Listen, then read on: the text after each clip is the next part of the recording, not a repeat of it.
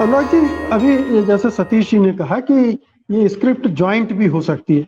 चलिए, एक संभावना ये है। दूसरी बात ये है कि ये जो पूरा खेल वहां हो रहा है, इसमें बीजेपी की भूमिका से कोई इनकार नहीं कर रहा। ये ऑपरेशन लोटस, ऑपरेशन कमल वगैरह सब मानकर चल रहे हैं। 2.5 साल से लोग देख रहे हैं कि वहां क्या हो रहा है, इसलिए इसमें कोई ये शक की गुंजाइश नहीं है।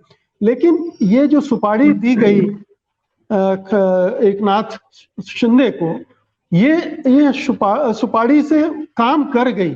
इस तरह से शिंदे, चलिए पावरफुल हैं, नेक्स्ट टू उद्धव ठाकरे माने जाते हैं, लेकिन क्या इतने पावरफुल थे कि आधी पार्टी तोड़कर ले जाएं? एकनाथ शिंदे को देखिए, समझने के लिए हमें उनकी कार्यप्रणाली भी समझनी पड़ेगी। वो एक बहुत संपन्न राजनेता है, और जिस तरीके से शिवसेना के में अभी आप जैसे बताएगा कि राज्यसभा और विधान परिषद के जो चुनाव हुए थे, उसमें उनको जिम्मेदारी ये दी गई थी कि वो शिवसेना के विधायक इधर उधर न जाएं।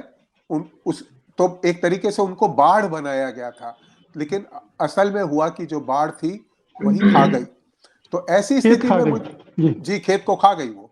तो ऐसी स्थिति में अगर आप शिंदे को देखेंगे, तो शिंदे एक बिल्डर लॉबी के प्रतिनिधि हैं, और बिल्डर ठाणे कल्याण, उनका लड़का भी सांसद है शिवसेना की तरफ से।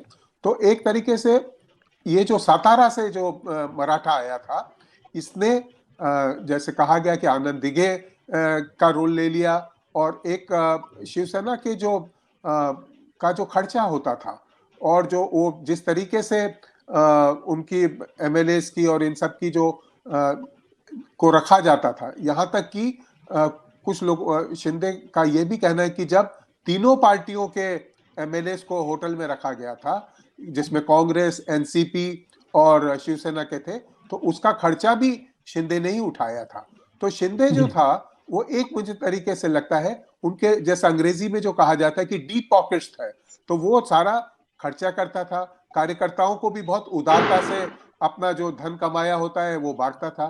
तो ऐसी स्थिति में जब आपके पास सत्ता नहीं, दो लेकिन ढाई अनुराग जी, यहाँ एक बात, मैं मान लिया कि एकनाथ शिंदे बहुत पावरफुल थे, धनवान थे, खर्च करते थे, सब कुछ था, लेकिन अकेले दम पर तो ये टूट नहीं हो सकती, वो इतना विभाजन नहीं कर सकते। तो बीजेपी की भूमिका, बीजेपी का सहयोग किस तरह से मिला उन्हें? क्या ये जो संजय राउत तो आरोप लगा रहे हैं कि ये सारा खेल ईडी का है या सेंट्रल एजेंसियों का है, उनके दम पर ही एकनाथ शिंदे ने ये खेल किया है? देखिए, ईडी ने शिंदे को कभी बुलाया नहीं, लेकिन जब सबको दूसरों को बुला रहे थे, तो शिंदे को यह संदेश जरूर दे दिया गया होगा कि अगली पारी तुम्हारी है, अगली बारी तुम्हारी है।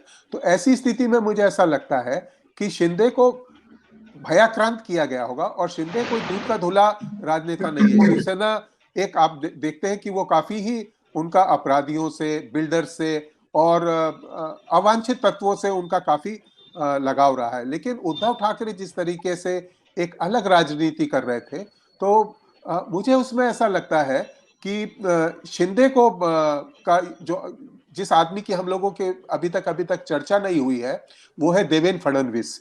देवेंद्र फडणवीस ने जिस तरीके से आतुरता दिखाई थी पहले भी, और वो बार बार उनका यही स्लोगन था कि मैं परत आना, कि मैं फिर से आऊंगा, तो ये उसका भाग 2 है। और इसमें जो सबसे ज्यादा लाभान्वित होने वाला है वो देवेंद्र फडणवीस की राजनीति, उनका जो कद बढ़ा है। और आप देखेंगे कि ये न केवल नरेंद्र मोदी और अमित शाह का ऑपरेशन है, बल्कि ये देवेंद्र फडणवीस का भी ऑपरेशन है। और इसका जो राजनीतिक फायदा उठाने वाले हैं, ये देवेंद्र फडणवीस ही होने वाले हैं।